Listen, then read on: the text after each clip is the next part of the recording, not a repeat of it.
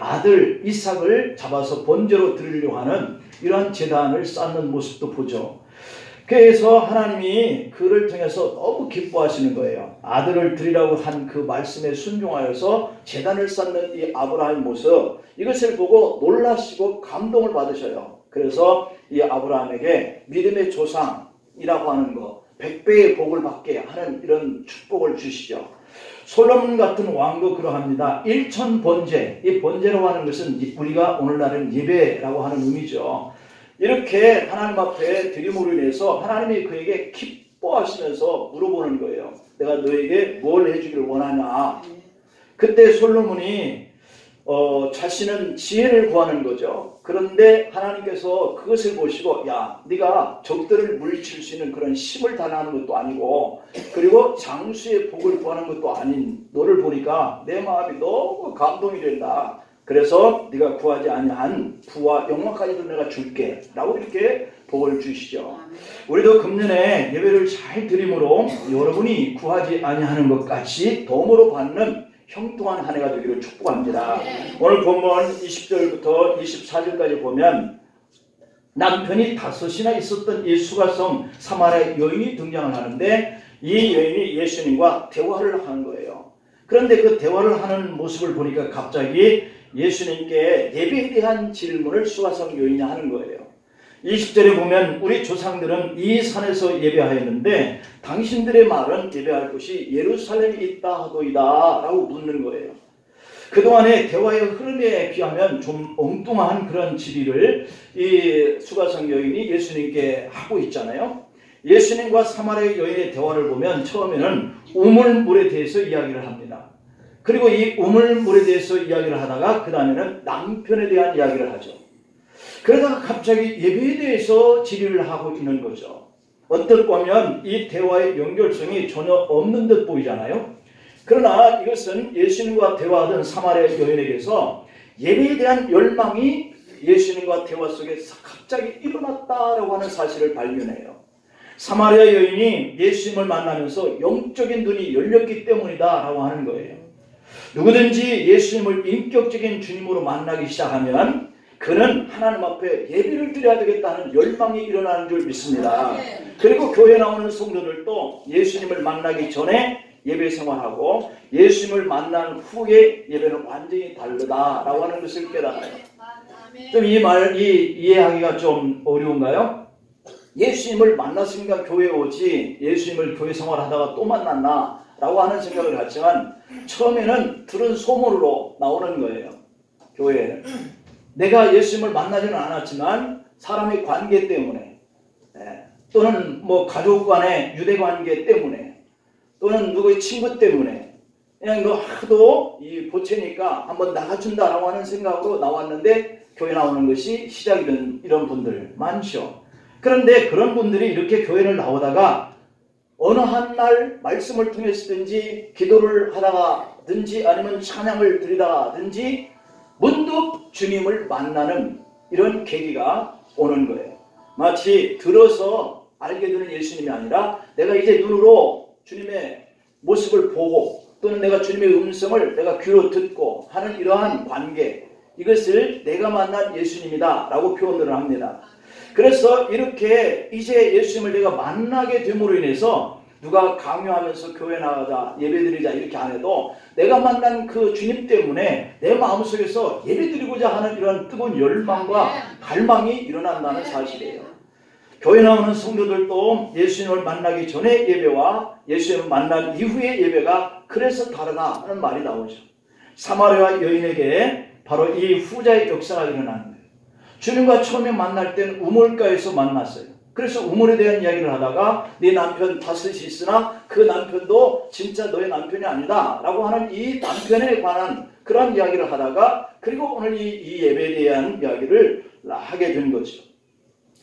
그래서 그 전에도 하나님께 제사를 드리는 일이 계속 있었다라고 하는 것을 이 수가성 여인의 말을 통해서 알게 되지만 이제 예수님을 만나면서 그의 영적인 눈이 갑자기 열리면서 예배에 대한 새로운 갈망이 일어나기 시작하는 거예요. 사실 어떤 사람은 하나님께 예배를 드리고 싶지만 자신이 하나님 앞에서 너무 죄인이다 라고 하는 이런 생각이 너무 두려워서 감히 교회까지 나와서 내가 예배 생활 뭐 이렇게 못하겠다 하는 이런 분들도 있어요. 그러나 사람이 집을 나오면 고향에 돌아가고 싶은 그러한 생각을 지울 수가 없듯이 누구에게나 주님을 만나면 이 예배에 대한 갈망 이것이 일어나서 도저히 견디지 못하는 거죠. 그러나 어떤 동기가 있을 때 그 잠재된 이 목마름, 지금 이 사마리아 여인이 예수님께 대해서 예배를 어디서 드려야 하느냐라고 하는 이 믿음이 폭발하는 것처럼 오늘 우리들에게도 그러한 역사가 일어나는 거예요. 여인은 우리 조상들은 이 산에서 예배를 드렸었는데 당신들의 말은 예배할 곳이 예루살렘에 있다 하도이다 라고 이렇게 물어요. 이 말의 의미는 어떤 제사가 진짜 제사입니까? 어디서 예배를 드려야 진짜 예배 드림이 됩니까? 이걸 묻는 거죠. 어떤 제사를 드려야 하나님이 정말 받으시는 예배입니까? 라고 묻는 거죠. 나도 이제부터 그런 제사를 드리고 싶다라고 하는 간절한 소원이 이 수가성 여인에게서 나왔다는 것이죠.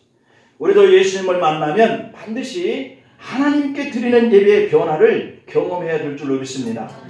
예배는 어떤 분들이 말하듯이 지겹다 라고 하는 것이 아니에요. 예배라고 하는 것이 내가 이런 감동으로 주님 앞에 나와 예배드리는 이러한 모습인데 어떻게 예배드리는 이 자체가 지겨운 시간이 될 수 있겠어요? 그러니 그의 고백하는 사람의 모습은 아직 예수님을 만나지 못했다. 그러니 더 열정을 가져야 되는 거겠죠. 따분한 것이 아니고요. 의무적으로 참석하는 식의 종교 행위도 아닌 거예요. 예배는 그 자체가 하나님과의 만남의 시간인 줄 믿습니다. 우리가 일상적으로 평소에 일상에서 삶은 하나님과 만나지 않았다라고 하는 것이 아니라 집중적으로 내가 그 만나지고 나를 도우시고 내 앞길을 여시고 나와 관계하시는 그 하나님을 찾아서 예배를 드려야 되겠다고 하는 이것은 바로 오늘 이러한 시간들을 또는 이런 날들을 구별해서 우리가 드리는 것이에요. 그러므로 예배라고 하는 것은 한 주간 동안에 내 삶을 돌아보고 요청할 것과 또한 도움을 청할 것과 또한 감사와 영광 돌릴 이러한 부분들을 가지고 주님 앞에 나오는 시간이기도 하지만 또 한 주간에 우리의 삶의 자리를 주님이시여 도우시고 길을 여시고 함께 해주세요 라고 하면서 그분께 내가 예배를 드리는 이러한 시간인데 어떻게 이게 따분하고 지루한 시간이 될 수 있겠어요? 내 인생이 한 주간의 내 삶이 지금 그분 속에서 나에게 축복해 주시기를 원하는 이런 예배 시간인데 여러분 애인이 생긴 한 청년이 사랑하는 연인을 만나러 갈 때 그 심정 다 경험들 해보셨잖아요. 이 연세들이 다 되셨으니까. 여러분 분가에서 살던 아들 딸들이 명절에 내려온다고 이제 명절이 얼마 안 남았는데 그 시골에서 계시는 그 부모님들은 자녀들을 시집 보내고 출가하고 객지에 사는 자식들이 한번 이런 명절 때 오는 날을 손꼽아 학수고대하고 계시는 거죠. 그 부모의 심정을 아시는지요? 결코 지루하거나 따분하지 않습니다. 그 청년들이 그러한 남녀를 만나는데 그 심정이 따분하지 않습니다. 가슴 벅차고 두근거리고 흥분됩니다. 오늘 여러분이 예배를 드리러 오실 때 정말 하나님을 사랑하는 그 주님을 만나고자 하는 열망으로 오셨기를 축복합니다. 주님은 여러분에게 바로 그 예배의 은혜의 사랑을 가득 부어주시기를 소망합니다. 이제 사마리아 여인에게는 이 예배라고 하는 것은 더 이상 율법적인 요구가 아니에요. 종교적인 의식과 행사가 아니에요. 예배를 진정으로 드리고 싶어져서 어디서 드려야 하나님께 받으시는 예배고 어디서 드려야 하나님께 예배하는 그러한 공간이 옳은 좋은 공간이냐 이렇게 묻는 거죠. 예배가 억누를 수 없는 열망이 되었다라고 하는 증거죠. 예수님을 만난 사람은 누구나 이렇게 예배에 대한 열망이 있어야 하는 줄 믿습니다. 성령 충만했던 초대교회의 특징 중 하나가 날마다 예배를 드렸다 이렇게 얘기하고 있어요. 요즘에 우리야 뭐 새벽기도 빼고는 수요일날, 금요일날, 주일날 3번 예배드리잖아요. 근데 이 초대교회에 하나님을 통해서 구원받았다라고 생각하는 성도들의 믿음의 열정은 얼마나 뜨거웠는지 날마다 예배드리기에 힘썼다 이렇게 표현하고 있거든요. 사도행전 2장의 46절에 보면 날마다 마음을 같이하여 성전에 모이기를 힘쓰고 집에서 떡을 떼며 기쁨과 순전한 마음으로 음식을 먹었다라고 기록되어 있어요. 사실 이들의 예배의 모습은 오늘 우리의 예배의 모습과는 좀 다르죠. 정말 감동과 열정과 그리고 그 종말론적인 이러한 신앙을 하나님 앞에 모일 때마다 드리면서 그들은 집에 가서도 기쁘고요. 그리고 같은 교우들끼리도 자신들이 있는 음식들을 싸가지고 와서 함께 나누는 이 일을 그렇게 기뻐했다고 하는 사실이에요. 여러분, 어떤 성도에게 이렇게 예배드리는 열망이 뜨겁게 일어나는 걸까요? 예배 자체가 곧 하나님과의 만남의 시간이다 라고 하는 이런 열망이 있는 분들에게 일어나는 거죠. 그때부터는 예배에 참석하는 동기가 달라지기 시작해요. 마치 애인을 만나러 가는 청년의 심정이 드는 거죠. 창세기 28장에 보면 야곱이 삼촌집으로 가는 광야의 도중에 돌베개를 하고 잠을 자다가 하나님을 만나는 경험을 해요. 그때 야곱이 가장 먼저 한 것이 자신이 배고에 있던 이 돌베개를 세워놓고 그 기둥에 기름을 붓고 제단을 쌓았다, 이렇게 얘기하고 있거든요. 열왕기하 5장 17절에 보면 나만 장군이 하나님의 기적으로 나병에서 고침을 받아요. 그리고 가장 한 말이 무슨 얘기냐면 이제부터 이 종이 번제물과 다른 희생 제사를 여호와 외 다른 신에게는 드리지 아니하고 다만 여호와께 드리겠나이다. 이 나만 장군은 이방인이거든요. 우상을 숭배하는 자예요. 그런데 하나님의 나라에서 하나님의 선지자를 통해서 요단강에서 7번 몸을 씻고 난 다음에 문둥병이 아주 눈같이 씌어진 거예요. 이 경험을 하고 나서 그가 고백하는 고백이에요. 이제부터는 내가 하나님께만 예배를 드리겠다. 하나님을 알지 못했던 이방 사람이었는데 평생을 하나님께만 예배하고 살겠다고 결단했다라고 하는 놀라운 사실이에요. 그러니까 하나님을 만나면, 주님을 만나면 그 마음속에 헛된 것들을 쫓다가도 아니면 주님 앞에 나와서 형식적으로 예배를 드렸던 성도라 할지라도 이제부터는 내가 하나님께 예배드리는 이 일만 하겠다라고 하는 뜨거운 열망이 일어난다는 거죠. 어떤 사람이 진정으로 예수를 만났는지 안 만났는지 예배드리는 모습을 보면 알 수 있다. 한 달에 한 번 드리러 나오던 사람이 매주 예배를 드리게 되었다면 그에게는 예수님을 만나는 영적 변화가 일어난 거예요.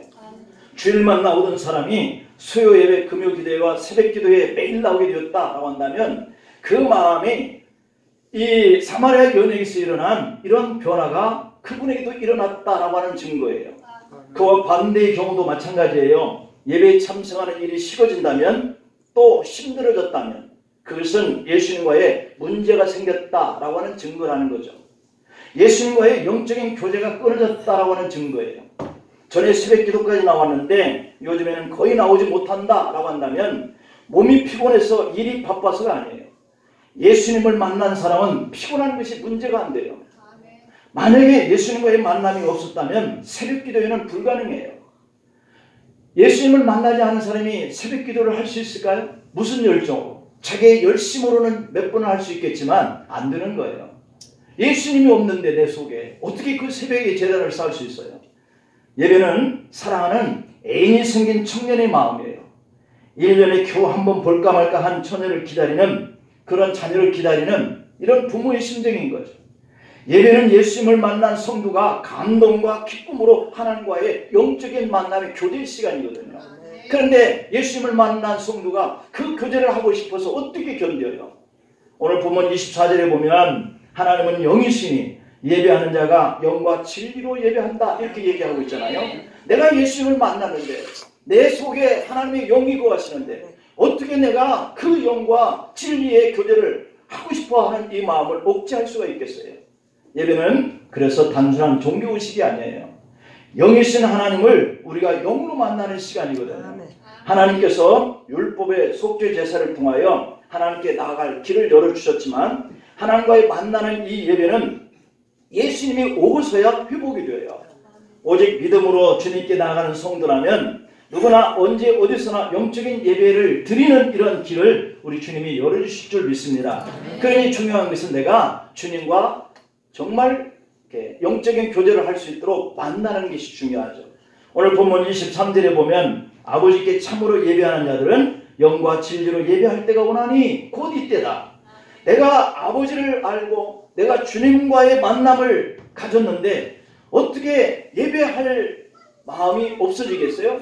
이런 사람에게는 반드시 예배할 때가 오나니 라고 이렇게 표현하고 있잖아요. 그런데 곧 이때다. 내가 주님을 만난 바로 그때다. 그런데 안타깝게도 예수님을 구주로 영접하고도 살아있는 진정한 예배를 드릴 수 있는 복을 받았으면서도 여전히 율법적 의무적 예배만 드리고 있는 이러한 우리의 모습도 있다는 거죠. 예배를 그저 목사의 설교나 찬양대의 찬양만 경청하는 시간 정도로 여기서는 안 된다. 대단히 형식적이고 율법적이고 종교적인 예배에만 머물러 있어서는 안 된다.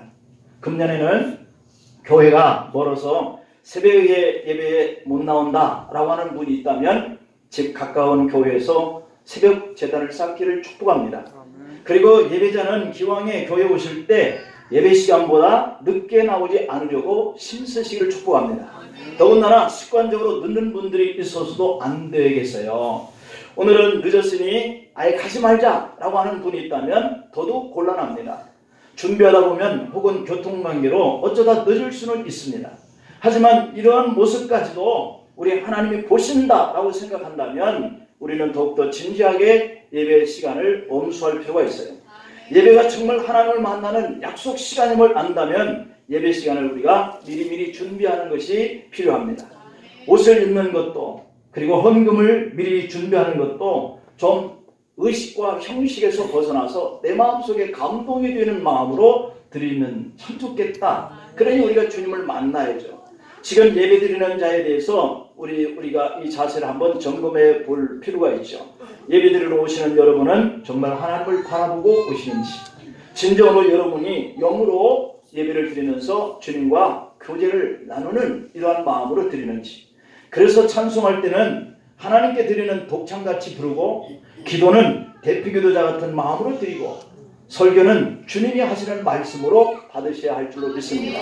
오늘 이 시간에 성령께서 여러분 안에 일으키는 이 사마리아의 여인의 경험했던 예배의 갈망도 일어나기를 축복합니다.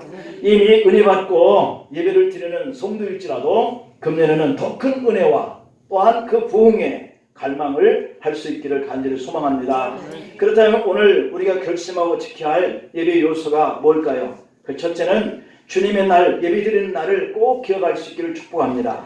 구약에서는 안식일을 기억하여서 거룩하게 지켜라 라고 했지만 우리가 신약에 넘어오면서부터는 주님의 그 부활의 첫날을 기념하면서 주일날로 정하여서 우리가 모이고 있거든요. 그래서 이 주님의 날, 주일 이것을 꼭 기억하면서 우리가 예배 날을 주님께 드려야 되겠죠. 두 번째로는 예배드리는 목적이 뭔가 이것을 우리가 상실하면 안 되겠다. 오늘 저와 여러분들이 왜 이렇게 바쁜 세상 일정을 다 내려놓고 주님 앞에 나와서 예배를 드릴까 하는 목적, 이것을 상실하면 안 된다. 예배의 목적을 상실하는 것처럼 위험한 것이 없다. 왜 교회가 기복화되어 가고 있을까요? 예배드리는 목적을 상실했기 때문이에요. 왜 우리가 교회에서 예배드릴 때 헌금 시간에 부담을 느끼고 이것 때문에 교회 나가는 것 포기하기까지 이르는 사람들이 생길까요? 예배의 목적, 드림에 대한 목적을 상실했기 때문에 그렇죠. 우리가 드리는 이 예배의 목적은 종교 개혁자 칼빈, 마틴 루터라고 하는 이런 분은 이렇게 얘기를 해요. 예배의 목적을 죄인의 개종 또는 회중의 교육이다 이렇게 얘기하고 있고요. 경건주의자들은 예배의 목적이 성도의 교제다 이렇게 얘기를 하고 있어요. 예배를 통해서 주님의 사랑을 우리가 뜨겁게 나누자라고 하는 그런 의미죠. 그러나 오늘 우리는 하나님께 예배드리는 목적은 첫 번째가 하나님께 대한 감사하기 위해서다. 땡스기빙이라고 하는 그러한 단어로 표현을 하는데 하나님께 대하여서 감사하자 이런 얘기예요. 죄악에서 우리가 구원받았잖아요. 지옥 갈 사람이 천국 가게 되었잖아요. 죄의 자리에서 생명의 자리로 옮겨졌잖아요. 이것을 생각하니까 너무 감사한 거예요. 그래서 그 사실에 대해서 예배의 목적을 두는 거예요. 감사하니까 감사에 대해서 예배해야 되겠다는 이런 목적이죠. 두 번째로는 데디케이션이라고 하는 뜻인데 주님께 헌신하기 위해서 예배드리는 목적을 우리가 생각해야 돼요. 하나님의 구속적인 사랑에 대해서 용서하여 주시고 자녀 삼아 주신 것에 대해서 우리가 헌신해야 되겠다라고 하는 이것이 예배의 목적이에요. 그 다음에 세 번째로는 주님의 덕, 정신 이것인데 에디피케이션이라고 하는 뜻인데요. 덕성, 정신, 그리고 계몽, 교도, 교화, 훈도 이런 여러 가지 의미가 있어요. 내가 그걸 받기 위해서 그래야 내가 신앙이 성숙하니까. 그래서 주님의 정신을 본받아서 그렇게 살아야 되겠다라고 하는 것 때문에 우리가 예배를 드려야 된다라고 하는 것이에요. 그래서 예배라고 하는 것은 이 땅에 사는 성도들이 하나님의 나라에 준비된 영원한 처소를 소망하면서 살아가야 할 그런 표현이 바로 이 예배다. 하나님은 지금도 신령과 진정으로 드리는 예배의 사람들을 찾으시고 만나주시고 그들을 치료하시는 이런 역사가 일어나는 줄 믿습니다. 그런데 어떤 사람은 사는 것이 힘들다고 예배를 빠져요. 하지만 몸이 아프면 예배를 통해서 회복의 은혜를 더 받아야 할 줄 믿습니다. 상처가 있으면 치유받기 위해서 열심히 더 예배를 드려야 할 줄 압니다. 하나님은 예배하는 사람을 반드시 만나주시잖아요. 예배사에 그 문제를 해결해 주시는 분이에요. 그러므로 예배는 하나님의 세계를 바라보고 감격하면서 그 나라를 소망하는 이런 시간이 되어야 할 줄로 믿습니다. 우리 한번 같이 기도 제목을 놓고 2, 3분 동안 기도합니다. 예배의 목적은 하나님께서 우리를 구원해 주신 은총에 감사하기 위해서, 또 받은 바 구속의 사랑에 감동하여 몸과 마음으로 그분께 헌신해야 되겠다. 또한 주님의 정신, 주님이 우리에게 보여주신 그 본, 이것을 따라서 우리가 소망을 가지고 살기 위해서다. 하나님, 오늘 또 우리에게 은총을 보여주시고 또한 우리에게 용서하셔서 다시 우리가 그 받은 바 사랑에 대한 헌신하면서 살게 해달라고. 또한 주신 말씀을 붙들고 세상이 힘들고 어렵지만 천국에 대한 소망을 따라서 우리가 한 주간에도 승리하게 해달라고 우리 주와 같이 부르고 기도합니다. 주여, 주여.